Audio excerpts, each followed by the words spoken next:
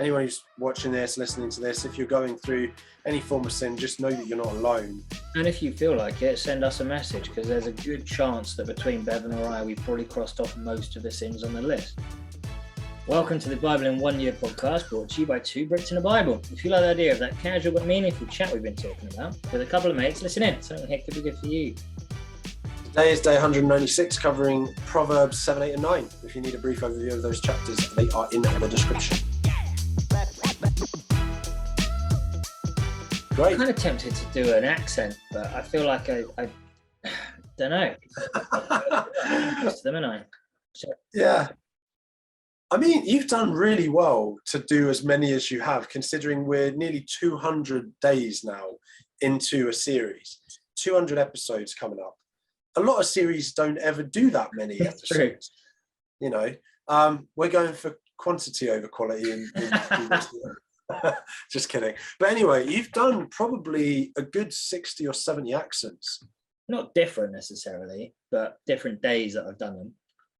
Different days, but I mean, okay, maybe 40 or something. You've done a pretty diverse range of accents. Yeah. So, you know, it's fine. Just give us some of the classics in the last 150 days, I'd say. Sounds good, man. I'm going to make a point and then I'll expand on it, just having read what your note is. Sounds good. Yeah, so I put Proverbs 7 instead of Proverbs 7 because I think we've mentioned about Rocky as a movie and how me and Adam love it and whatever. Mate, we hadn't had anyone come back to us. We gave that as like, hey, what is this day? What is this film with Poignant? We didn't mention it because someone could have won a free bit of merch, but if no one has by now, well, never mind. Could still happen in the future. I'll tell you what, officially, that's the cutoff. If you haven't done it by now, if you don't know me by now, then you'll never know me. Ooh. Anyway, just a brilliant use of imagery and story in Proverbs 7 to warn of the dangers and allure of adultery. The idea of a man who goes off being like a deer in a noose and all of that stuff. It's haunting. And, you know, I think that all of our listeners can appreciate that. But I would say particularly for Christian men or just men generally reading this, I think that you do, as a man, get quite a rich understanding of this on a level as well. Because sadly, well, men and women obviously both fight with lust, but I feel like possibly particularly young men maybe have a slightly bigger emphasis on it a lot of the time. And anyway, just hit home for me. Yeah, no, that's cool. I like it. I'm just going to quite a quick disclaimer. For the last how many episodes have been going tonight, I've been having back to lemon and honey tea because I had this work trip and I spent literally 3 days without stepping outside, basically, because the conference was in the airport hotel, and 3 days with just air-conditioned air. It's just pulled me out completely. So my throat's been proper sore. So now I've finished my lemon and honey tea. I'm onto some classic hauls. So nice. Anyway, this is the section here, Proverbs 7, 8 and 7. That whole story is what we were chatting about the other day of guarding your heart with your feet and your eyes type of thing, because the story of wisdom saying don't go over there, looked down and saw him, and the lad, he was going down the street near her corner, walking along in her direction at twilight as the day was fading and the dark of night set in, and then the woman came out to meet him dressed like a prostitute, etc. And with persuasive words, which are down in 21 now, she led him astray, seduced him with her smooth talk. All at once he followed her like an ox going to the slaughter. And this whole section in there, I loved it because, again, it was one of those things that just started jumping out as I was taking the notes after I'd sort of just highlighted it. And I was like, there's so much in this. And I discussed about the whole going to the wrong place. But I was like, there are 2 reasons in here that he failed. And one was taking himself to a place where he knew temptation would be by going near the corner, as in near her corner, walking along in the direction of her house, knowing that's where it is. Also, the time he's doing it at twilight, which if you're walking somewhere, 10 o'clock in the morning, like if you've got a problem with anything, the sort of times of days, let's just say alcoholism, for example, typically that's far more available. If you're likely to end up in a pub, you walk there at 9 in the morning, far less of a temptation. If you're kind of, I'm just going to take a walk this evening, you're more likely to end up in a pub, aren't you? Yes. So those kind of things, really. Such practical things to do with guarding your eyes is guarding your feet and guarding your hands and your eyes. Guarding your heart, sorry. So, yeah. 100%, dude. Yes. that's so worth half an episode just to go through that, and just to encourage anyone who's watching this, listening to this, if you're going through any form of sin, just know that you're not alone, and that, you know, pray about it, get support about it. If you haven't been to church for a while or even been in fellowship, just try and get back to it, is what I would strongly encourage you to do. And if you feel like it, send us a message, because there's a good chance that between Bevan or I, we've probably crossed off most of the sins on the list. So 100%, without question.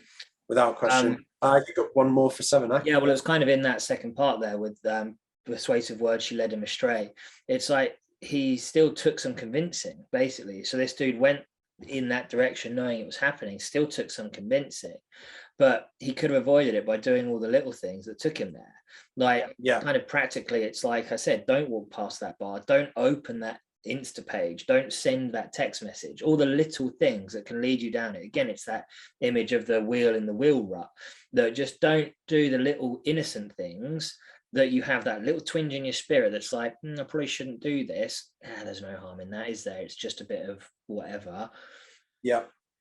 It's easier to avoid it from day 1 than it is from day 51. Right, or even day 2. Like, literally, it's that crazy, as you say, slippery slope. Great advice. Proverbs 8 verse 23. I think you might have to jump back possibly, but I was formed long ages ago, at the very beginning, when the world came to be. I just love when we get to think about what God did before God created our universe, right?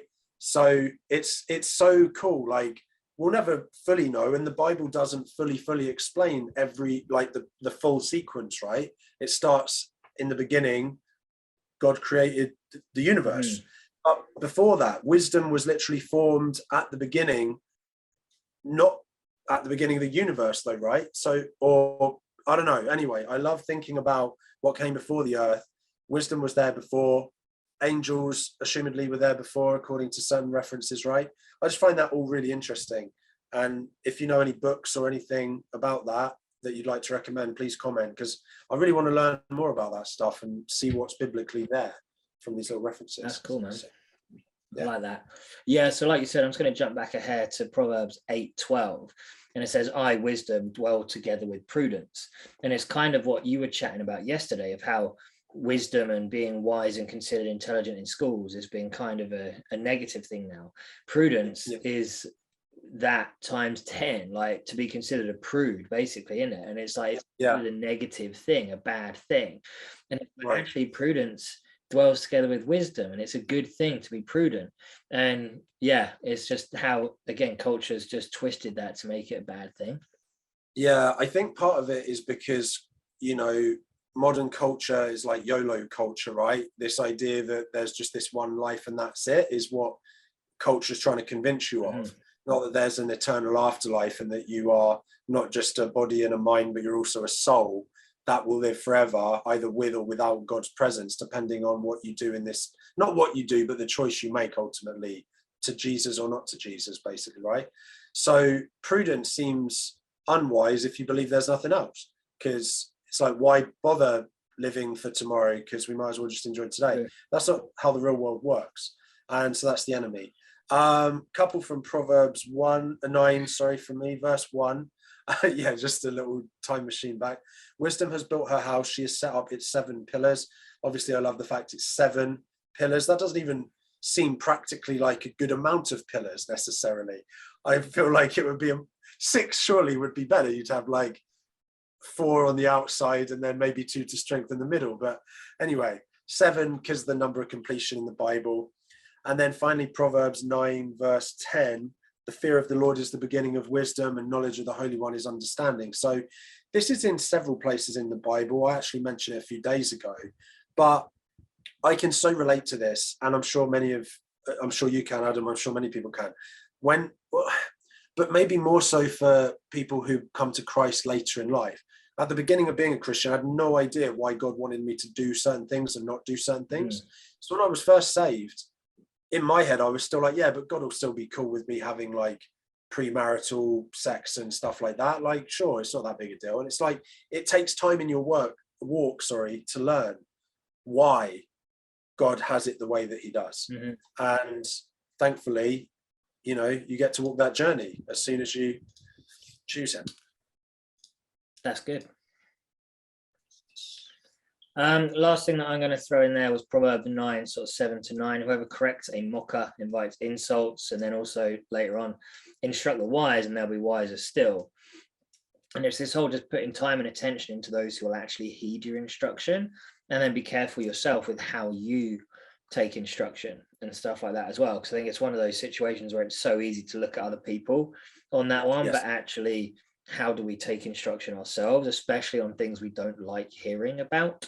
Because there are some people I know that it's like they're so willing to dish out advice and wisdom and everything, but as soon as you try to call them out on something, now you got that way wrong. It's like, yeah, really interesting. Yeah, I think we can all relate to that. It also reminds me of when Jesus says, before you like remove the speck from your brother's eye, make sure you get rid of the plank from your own eye. That whole thing. We're all hypocrites. Absolutely. So tomorrow we're looking at Proverbs 10, 11, and 12. Why don't you beautiful people pick up your Bible and get reading? In the meantime, please consider joining us on social media at 2 Brits and a Bible, and consider sharing this with someone to help spread the word of God.